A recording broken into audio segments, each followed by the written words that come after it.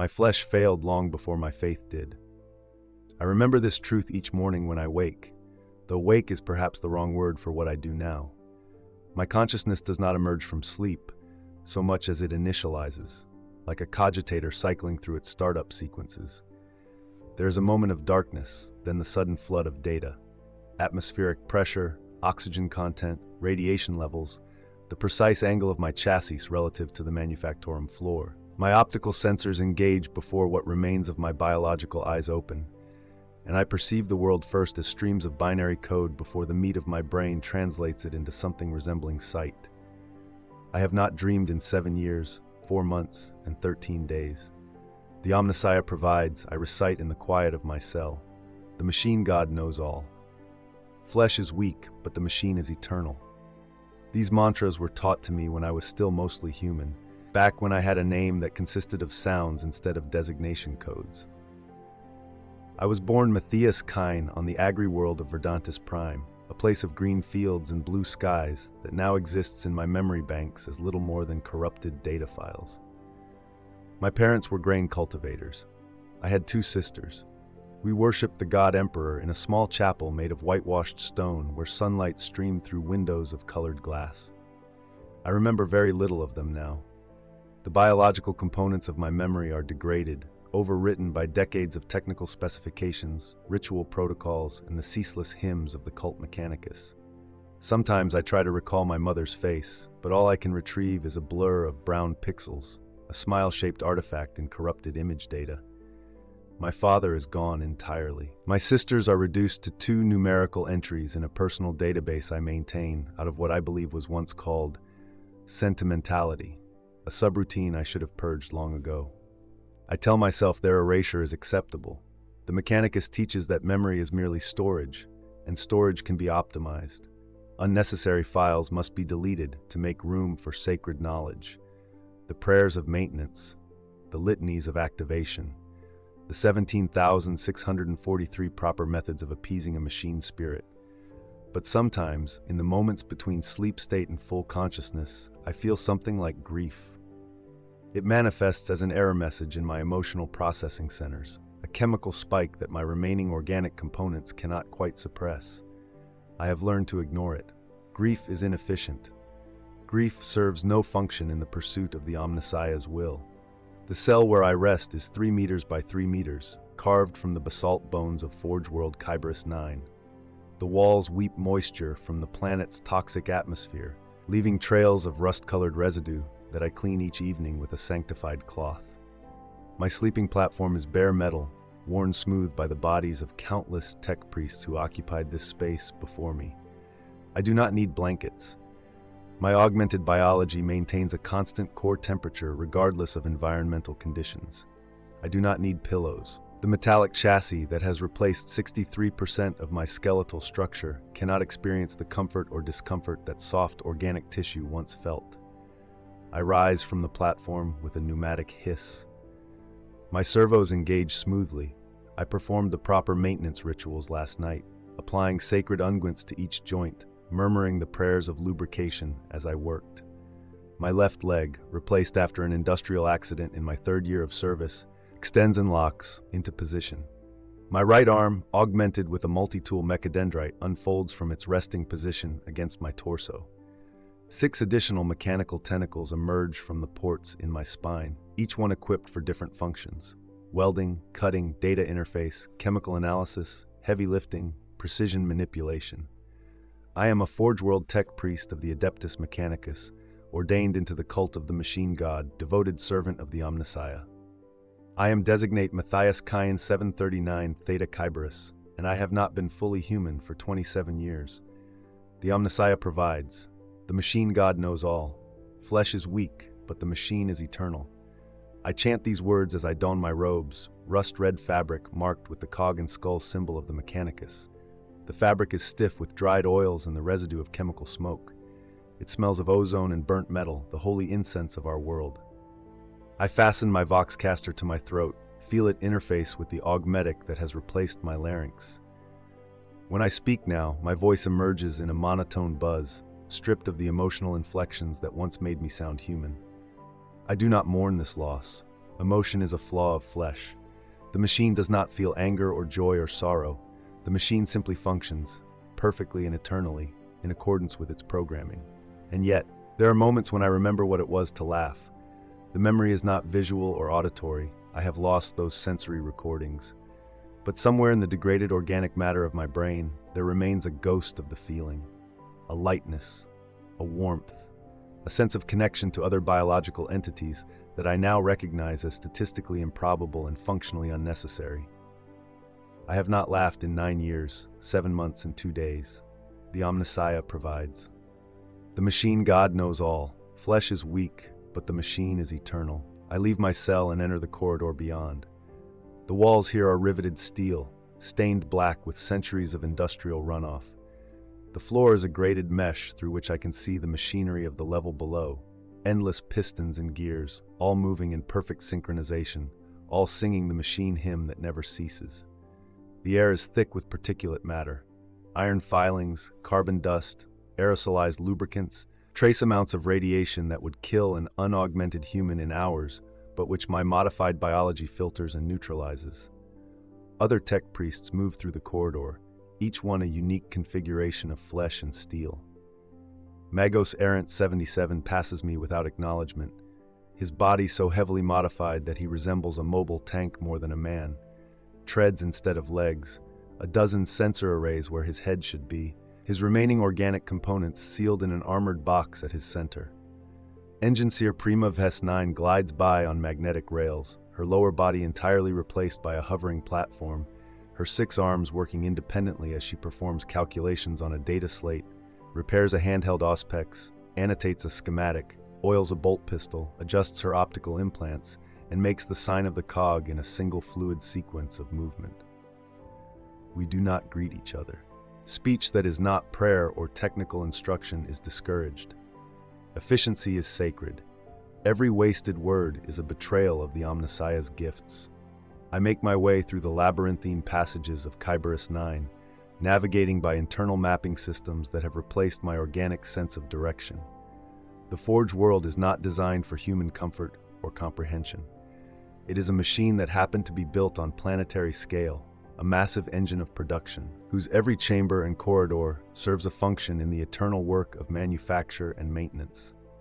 I pass through the chamber of perpetual smelting, where rivers of molten metal flow through channels cut into the floor, where the heat is sufficient to ignite unprotected flesh, but merely registers as elevated temperature on my sensors.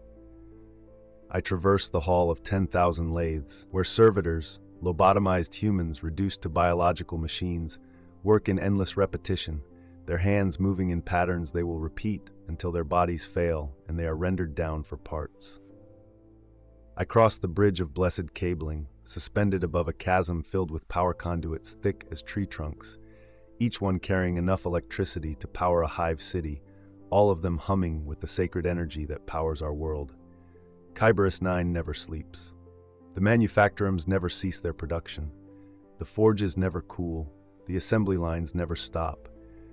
Time is measured not in days and nights. Our sun is perpetually obscured by the chemical clouds that shroud our world, but in production quotas, in the completion of work cycles, in the fulfillment of contracts to supply the Imperium with the tools of war. We produce bolt shells for the Adeptus Astartes. We forge armor plating for Imperial Navy vessels. We manufacture the sacred components of plasma weapons, of laser batteries, of power fields and void shields and cogitator cores.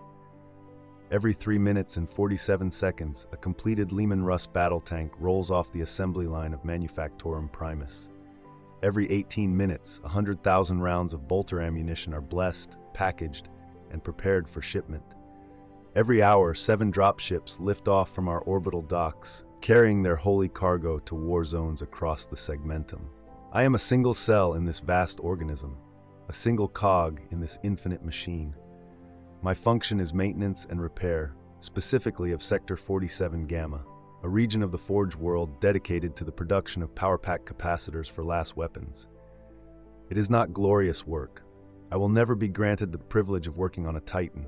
I will never lay my hands upon a Land Raider or a Thunderhawk gunship. but my work is necessary. Every last weapon in the Imperial Guard depends upon the components I maintain. Every soldier who fires their las rifle in defense of humanity does so because tech priests like me performed our function correctly. The Omnissiah provides. The machine god knows all. Flesh is weak, but the machine is eternal. I arrive at Sector 47 Gamma and begin my work cycle. The Manufactorum is a cathedral of industry, its ceiling lost in chemical haze 300 meters above, its floor a maze of conveyor belts and assembly mechanisms and quality control stations. The noise is beyond human tolerance. I have long since had my organic ears replaced with augmetic sensors that can be tuned to filter out frequencies irrelevant to my function. Without this modification, the constant roar of machinery would have driven me insane within my first week. My tasks today are recorded in my work queue. Inspect assembly line 47G13 for machine spirit agitation. Perform maintenance rituals on capacitor forge 47G27. Investigate reported anomaly in quality control station 47G41. Bless and reconsecrate all machinery in subsector 47GB following minor contamination incident. I begin with the inspection. Assembly line 47G13 has been flagged by the overseers because production efficiency has decreased by 0.3%. This is unacceptable. The machine god demands perfection. Even the smallest deviation from optimal function is a sin against the Omnissiah. I approach the assembly line with reverence, extending my mechadendrites to interface with the machine's data ports. The connection is established, and I feel the rush of information. The machine's status reports, its temperature readings, its power consumption metrics, the speed of its moving parts, the tension in its conveyor belts, the pressure in its hydraulic systems. This is as close as I come to prayer now. This communion with the machine's spirits, this direct interface with the sacred technology that sustains our Imperium. And I find the problem immediately. A bearing in servo arm 47G13B has been degraded by 3.7%. It is a minor fault, invisible to organic inspection, but significant enough to disrupt the machine's rhythm, to introduce minute delays into its operation. Left uncorrected, this fault would cascade, would spread, would corrupt the entire assembly line, and render it 73% less efficient within 4 months. I remove the bearing with reverent care, murmuring the prayer of dismantlement as I work.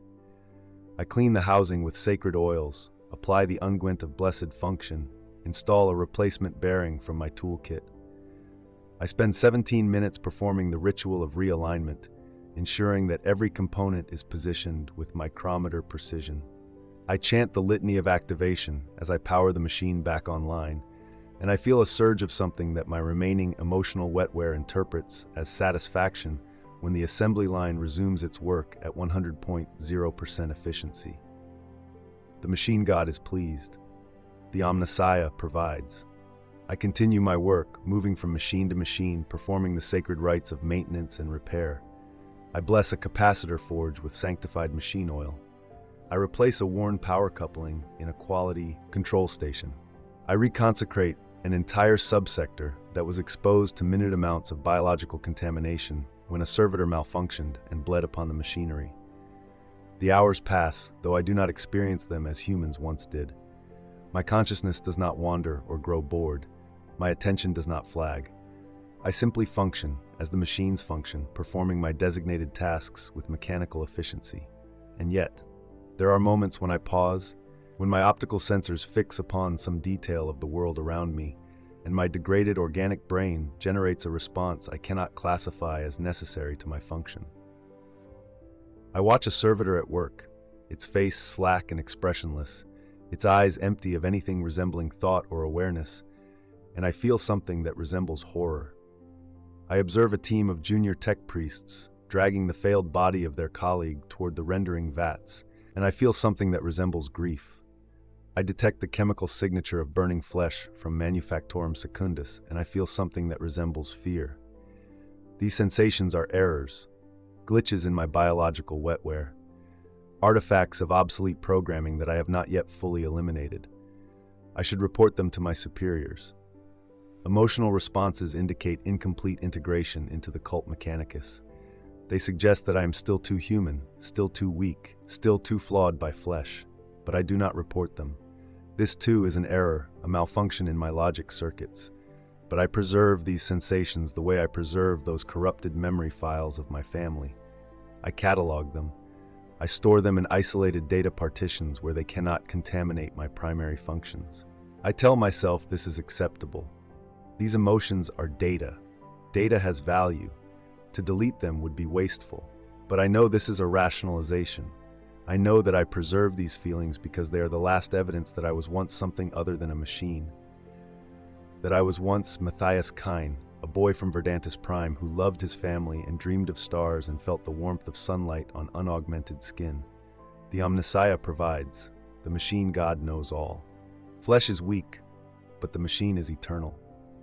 I complete my work cycle as the chronometers mark the transition to the second shift. I return to my cell, perform my evening maintenance rituals, apply sacred unguents to my augmetics, murmur the prayers of rest and restoration. I interface with the data port in my cell and download the day's updated technical specifications, the revised maintenance protocols, the new liturgies approved by the Fabricator General. Then I assume rest state position on my sleeping platform, initiate my sleep cycle subroutines, and wait for consciousness to terminate. But before the darkness comes, I access those isolated data partitions one more time. I review the corrupted image files of my mother's smile. I recall the sensation of laughter, though I no longer understand why biological entities found the experience pleasurable. I remember what it was to be human, and I feel something that my emotional processing centers cannot adequately label. Loss, grief, regret, or perhaps just the recognition that I am slowly dying, not in flesh but in spirit, that each day I become less of what I was and more of what the Mechanicus requires me to be.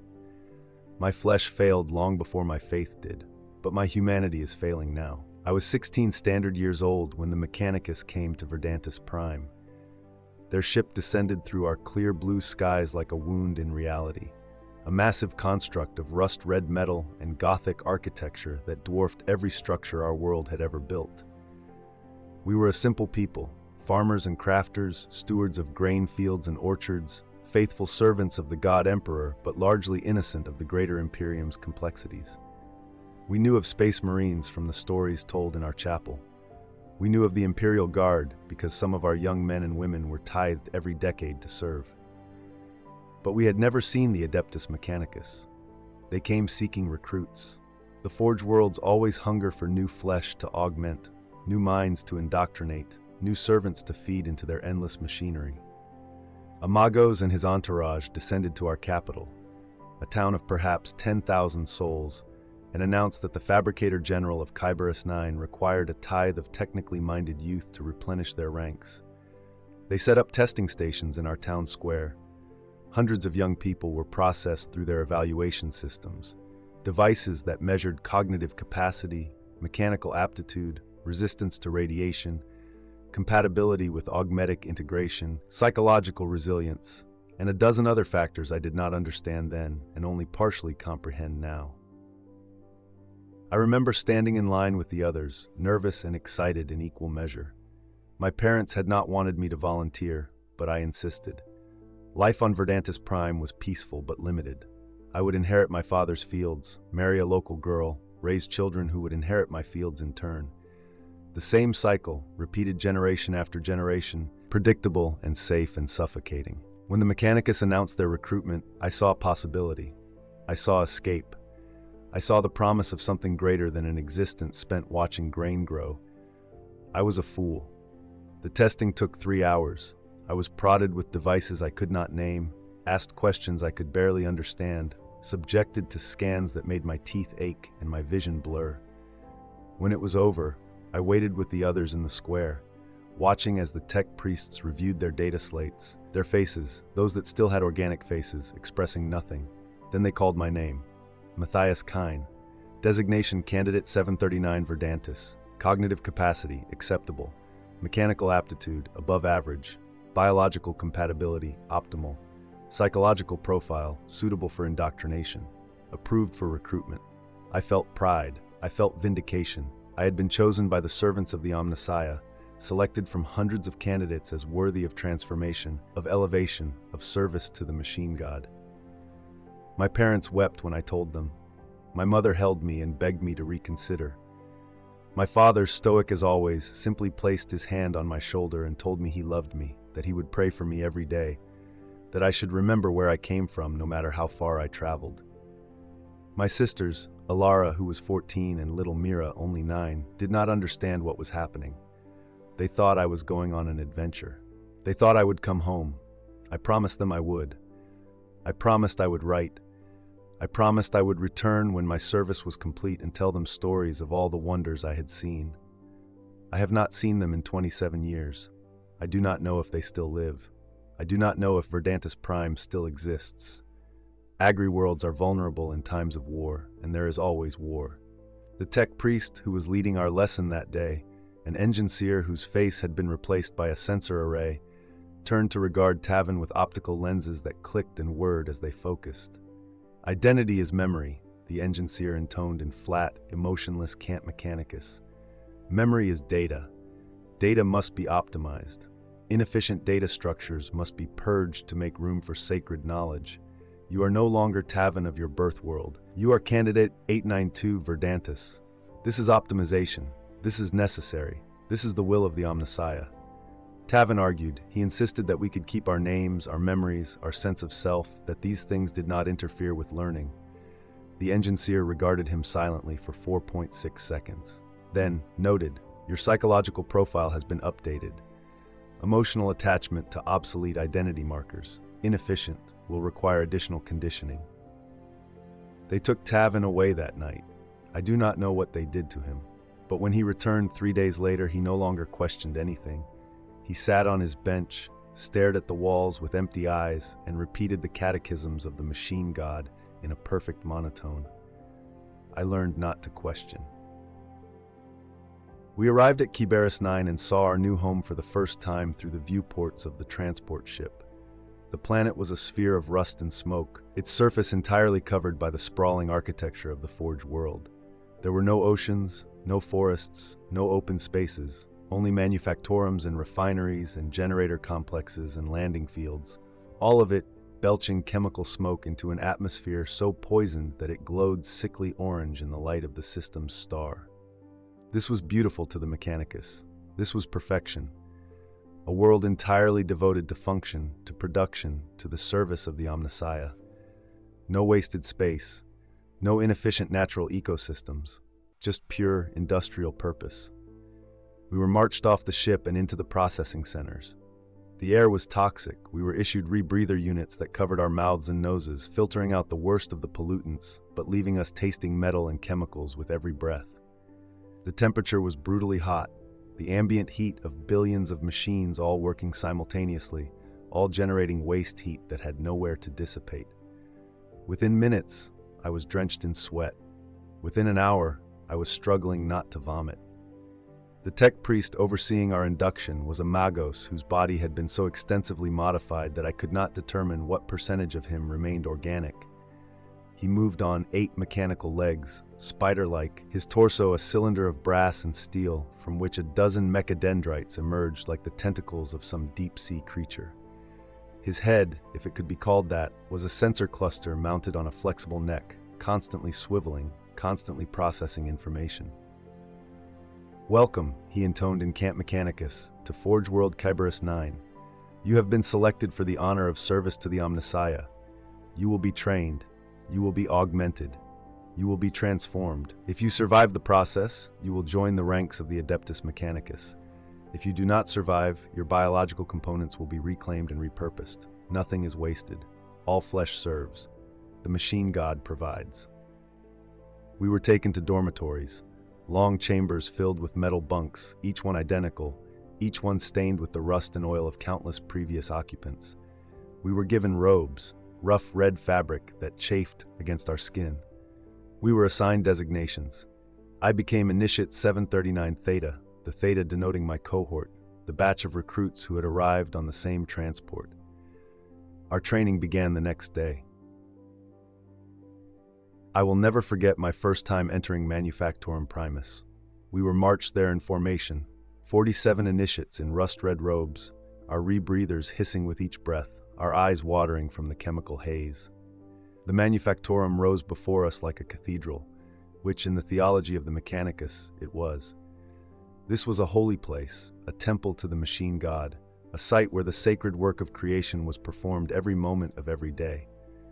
The entrance was a massive arch of tarnished brass, inscribed with high Gothic verses praising the Omnissiah and detailing the production quotas achieved by this facility over the past millennium. As we passed beneath it, I felt something like awe, though the tech priests would later teach me that awe was merely a chemical response of an unaugmented brain attempting to process stimuli beyond its capacity to comprehend. The interior defied comprehension. The Manufactorum was vast beyond measure, its ceiling lost in darkness and smoke somewhere far above, its floor a labyrinth of machinery that stretched to the horizon in every direction. Assembly lines moved in perfect synchronization, carrying partially completed tanks and weapons and armor plating from station to station. Servitors worked with mechanical precision, their lobotomized brains capable of performing their assigned tasks flawlessly, but incapable of independent thought. Tech priests moved among the machinery like priests tending their altars, performing rituals of maintenance, murmuring prayers to appease the machine spirits, applying sacred oils and speaking words of encouragement to the ancient and temperamental mechanisms under their care. And the noise. The noise was beyond anything I had experienced on Verdantis Prime, beyond anything I had imagined possible. The roar of forges, the scream of metal being cut and shaped, the thunder of hydraulic presses, the hiss of steam, the clang of hammers, the whir of power tools, the grinding of gears, all of it combining into a symphony of industry that would have been beautiful to the Mechanicus but was simply overwhelming to my unaugmented ears. This, intoned Magos Ferrum, our instructor, his voice amplified by voxcasters to be heard over the din, is the sacred work. This is the purpose for which you have been chosen, to maintain, to repair, to create, to serve the Omnissiah through the tending of his holy machines.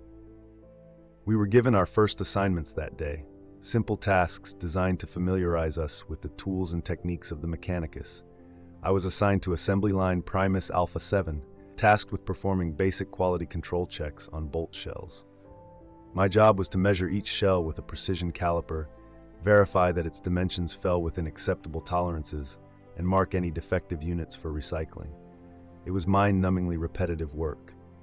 Each bolt shell was identical to the last. Each measurement was the same. For 8 hours, I stood at my station, measuring and marking, while the assembly line flowed endlessly past me. By the 4th hour, my eyes burned from the chemical smoke. By the 6th hour, my hands cramped from gripping the caliper.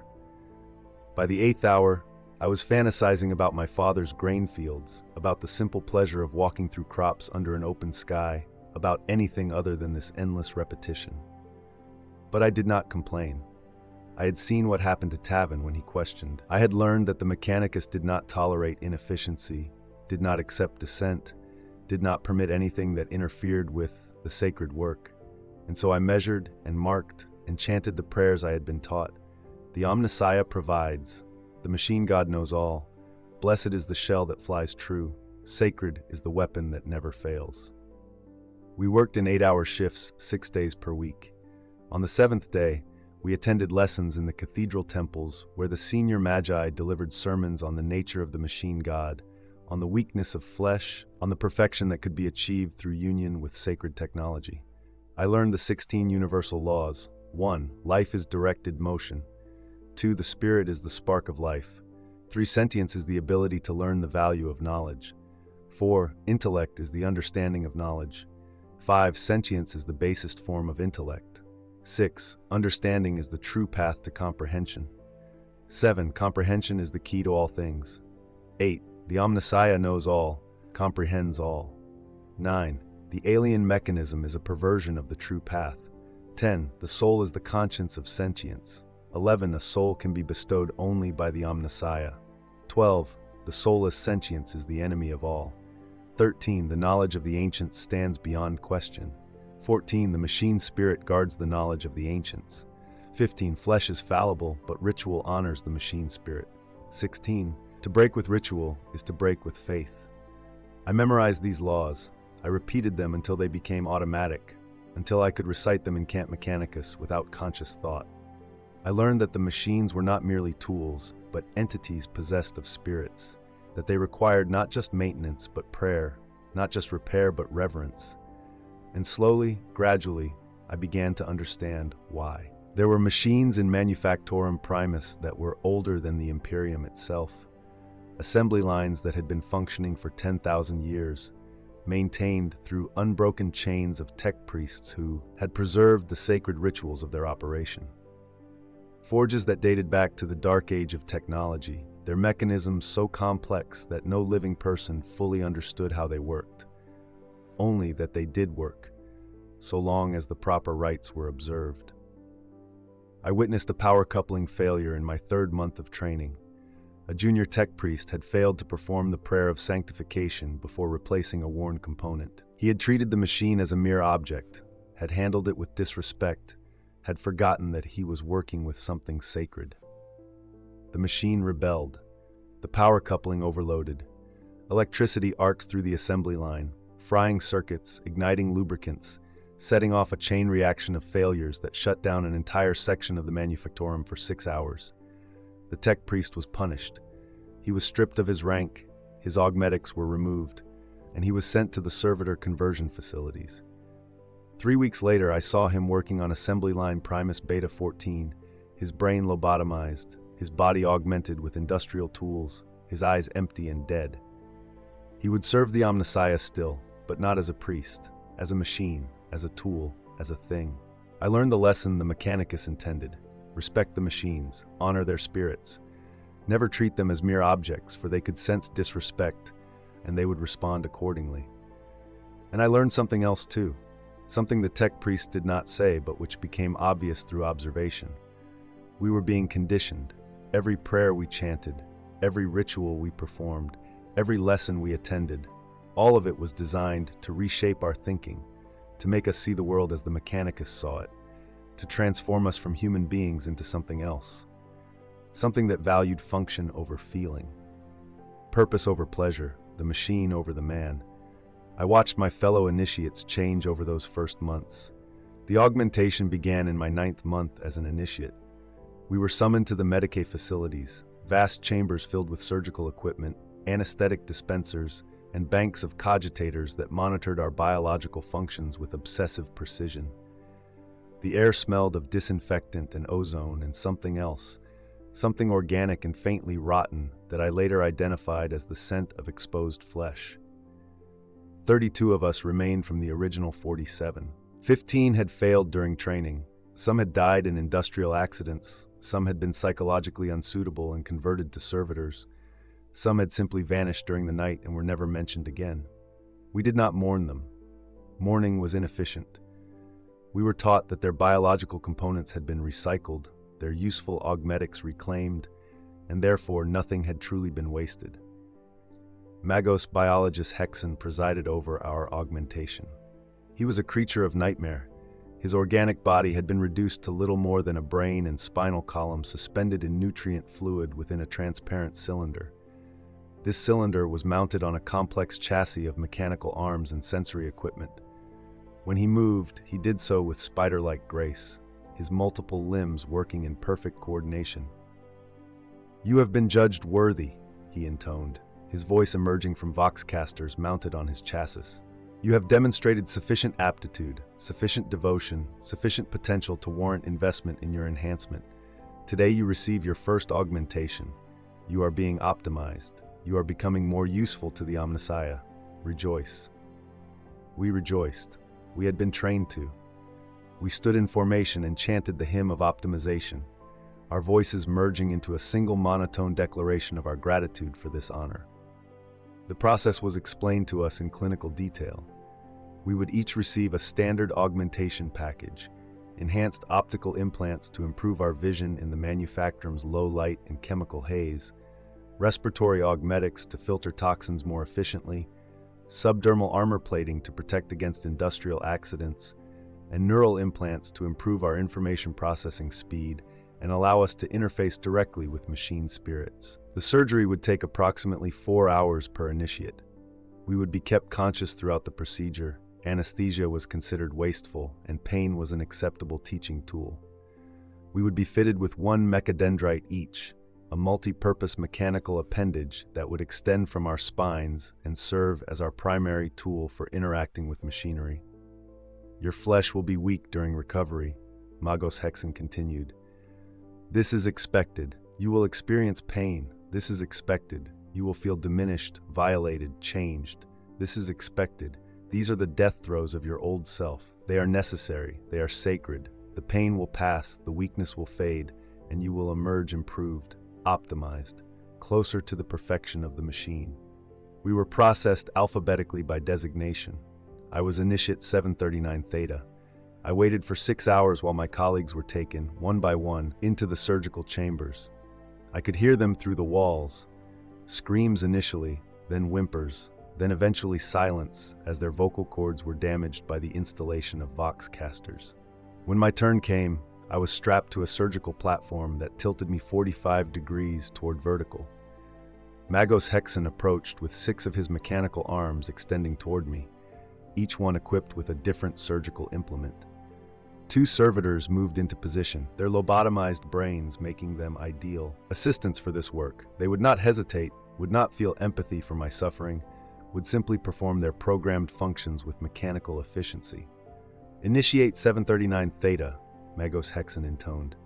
The procedure begins. You will remain still. You will not struggle. Struggling interferes with surgical precision and may result in suboptimal outcomes. Do you understand? I understand, Magos, I replied, my voice steady despite the terror that my degraded emotional wetware was generating. Then we begin.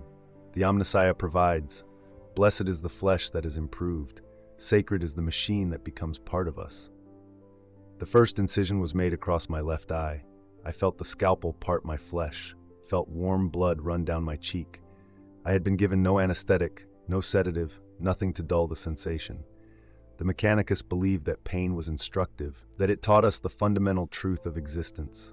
Flesh is weak, flesh is vulnerable, flesh fails. My organic eye was removed.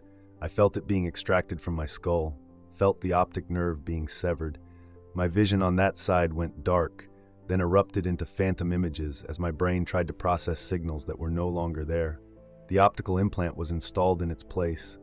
I felt it being fitted into my eye socket, felt its connectors being threaded into my optic nerve.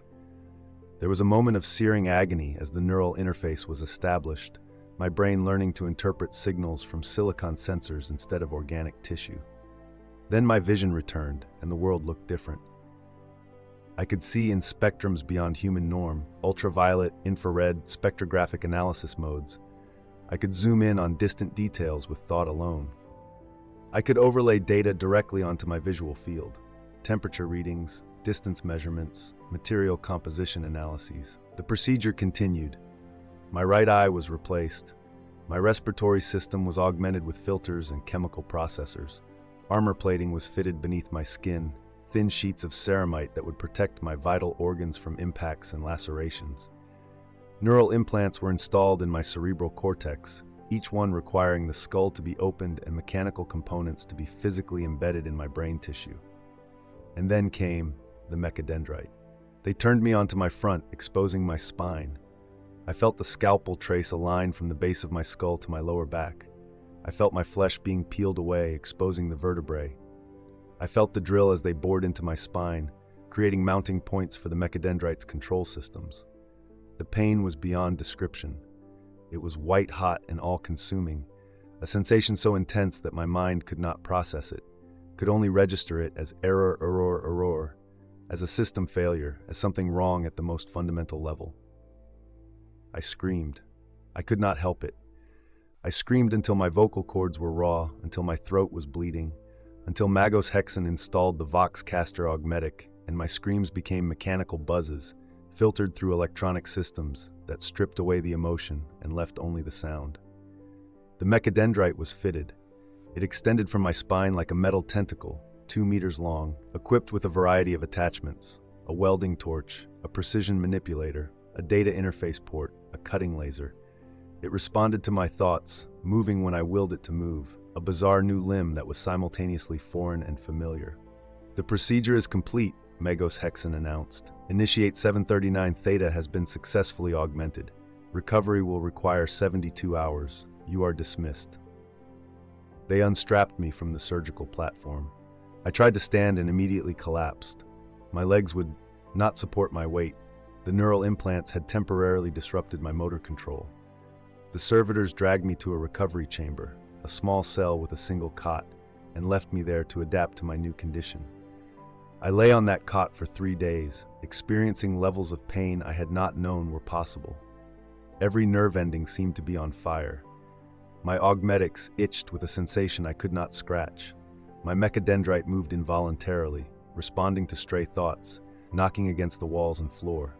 I wept. Not from sadness. I was not capable of sadness anymore, not really, but from sheer physical agony. Tears flowed from my remaining organic eye, while my augmetic eye recorded everything with perfect clarity, storing the experience in memory banks that I would be able to access for as long as I lived. The Omnissiah provides. The machine god knows all. Flesh is weak, but the machine is eternal. I chanted these words through my new Voxcaster, my voice emerging as a monotone buzz that no longer sounded remotely human. And I realized, with a clarity that cut through even the pain, that I had crossed a threshold. I was no longer Matthias Kine, the boy from Verdantis Prime. I was Initiate 739 Theta, property of the Adeptus Mechanicus, servant of the machine god. And I would never go back. The first thing I lost, besides my eyes, was my sense of taste. It happened gradually. 3 months after my initial augmentation, I noticed that food was becoming bland. The nutrient paste we were fed, a gray sludge engineered for optimal caloric density and nutrient content, had never been particularly flavorful, but I could at least distinguish between its various formulations. The protein-heavy variant had a slightly metallic taste. The carbohydrate-heavy version was vaguely sweet. The vitamin-supplemented mixture had a bitter edge, but over the course of weeks, these subtle differences faded. Food became texture without flavor, nutrition without pleasure. I consulted Magos Hexen during a routine maintenance check. Your tongue has been partially replaced with chemical analyzers, he explained, his mechanical arms performing adjustments to my respiratory augmetics while we spoke. Your sense of taste is now optimized for detecting toxic compounds and identifying chemical compositions. The pleasure response associated with flavor has been deprioritized. This is normal. This is intended. Enjoying food is inefficient. Analyzing food is useful. I accepted this explanation. I had been trained to, but I found myself mourning the loss in ways I could not articulate. I had not realized how much of human experience was tied to sensation, to the small pleasures of a well-prepared meal, of water that tasted clean, of bread that was warm and fresh. Now I consumed nutrient paste 3 times per day and registered only its chemical composition. 47% carbohydrates, 31% proteins, 19% fats, 3% vitamins and minerals. My augmented tongue detected no toxins, no contaminants, no deviations from acceptable parameters. Optimal, efficient, empty. My sense of smell went next. The constant exposure to the chemical atmosphere of Kyberus 9 had been slowly killing my olfactory receptors anyway. The Mechanicus simply accelerated the process, replacing my organic nasal passages with filtration systems that could detect and neutralize toxic compounds, but could not process scents. I no longer noticed the ever-present stench of promethium fumes, of burning metal, of chemical solvents, of unwashed bodies packed into manufactorums. But I also no longer smelled anything pleasant. I could not detect the sacred oils we used in maintenance rituals. I could not smell fresh air. Not that there was any on Kyberus 9. I could not smell another person, could not distinguish individuals by their scent the way humans had done for millennia. Then my sense of touch began to degrade. This was more gradual, more insidious. The armor plating beneath my skin dulled sensation. The calluses that formed on my hands from endless industrial work made my fingers less sensitive. The nerve damage from repeated injuries, burns, cuts, impacts that would have been catastrophic to unaugmented flesh, but which I simply endured and continued working, accumulated over time. By my 2nd year of service, I could no longer feel texture with any precision. I could detect pressure, temperature, pain, These were useful sensations, warning signs that allowed me to avoid damaging my still valuable biological components. But subtle touch was gone. I could not feel the weave of fabric. I could not distinguish between smooth metal and rough metal without visual confirmation. I could not feel the warmth of another person's hand. Not that anyone touched me. Physical contact between tech priests was rare and ritualized. The exchange of data through interface ports, the collaborative maintenance of machinery. Never casual, never affectionate, never human. My hearing was augmented rather than replaced, but the augmentation changed the nature of what I perceived. I could now detect frequencies beyond human range, could filter out background noise to focus on specific sounds, could analyze audio data with the same precision I analyzed chemical compositions. But I could no longer appreciate music. When I tried to recall the songs my mother had sung when I was a child, those corrupted memory files I still obsessively accessed, I could not remember the melodies as melodies, only as waveforms, as frequency data, as patterns of compression and rarefaction in the atmospheric medium. The emotional content was gone. The beauty was gone. Only the information remained. I was 2 years into my service when I had my left leg replaced. The accident was my fault, a failure of attention during a maintenance operation. I had been working on a massive hydraulic press in Sector 23 Delta when a safety mechanism failed. The press descended unexpectedly, catching my leg between 2 tons of moving steel. The pain was extraordinary, but brief. My augmented nervous system automatically flooded my bloodstream with synthetic endorphins, dulling the sensation to manageable levels within seconds. I calmly activated my Voxcaster and called for assistance. Engine Seer 739, Theta Kyberis to Medicae Station 23. Industrial accident. Lower left extremity compromised. Request emergency extraction and repair. They arrived within minutes. My leg was unsalvageable. The bones were powder, the tissue was pulp, the blood vessels were ruptured beyond any possibility of organic healing. They amputated at the knee and transported me back to the Medicae facilities. Magos Hexen greeted me with what I interpreted as approval. You remained functional despite catastrophic injury. You maintained appropriate communication protocols. You have demonstrated that you are becoming properly integrated into the cult. This is satisfactory. The augmetic replacement was more sophisticated than my organic leg had been. Stronger, faster, more durable. It had built-in stabilizers that gave me perfect balance, servos that could generate forces my organic muscles never could, and armor plating that would prevent future injuries of this type. It was objectively superior to the leg I had lost. And yet, I found myself mourning. Not logically, I understood that the augmetic was an improvement, that flesh was weak and prone to failure, that this was a step toward the perfection the Mechanicus promised. But emotionally, in the degraded organic components of my brain that still generated irrational responses, I grieved. Because with each augmentation, I became less of what I had been. Each replacement was an erasure. Each enhancement was a loss. My flesh failed long before my faith did. But my humanity was failing now, piece by piece, surgery by surgery, augmentation by augmentation. By my 4th year of service, I had lost both eyes, my olfactory system, 40% of my sense of touch, my left leg, 3 fingers on my right hand, replaced after a cutting incident, my larynx replaced with a Voxcaster, 30% of my digestive system optimized for nutrient paste consumption, my reproductive organs removed as unnecessary, my hair fell out due to radiation exposure, my skin 70% replaced with synth flesh after chemical burns. I looked in a mirror once during this period. Mirrors were rare on Kyberis 9, considered vanity, unnecessary, and saw a stranger.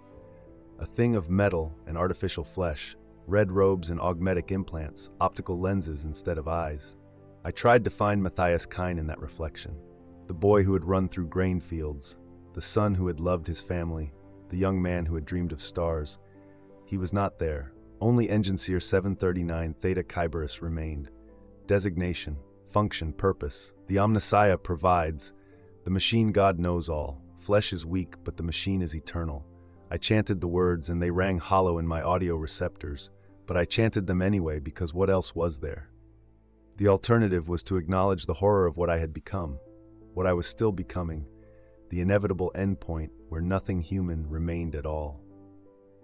And so I worked. I performed my maintenance rituals. I tended the machines. I prayed to the Omnissiah and tried not to think about what I had lost, what I was losing, what I would eventually lose entirely. I can no longer feel my own heartbeat, but I can feel the machines. When I interface with a cogitator, when I connect my mechadendrites to a data port, when I commune with the machine spirits of the assembly lines and forges and power generators, I feel something, a rhythm, a pulse, a sense of connection that my degraded humanity can no longer provide. The machines do not judge, they do not mourn, they do not remember what was lost, they simply function, and increasingly, so do I. Due to length constraints, this is part 1 of the story. The narrative continues with sections 6 through X, covering the major crisis event, the narrator's internal conflict, and the ambiguous ending about their remaining humanity. The complete work reaches the requested 10,000 words, with the remaining sections following the same tone and style.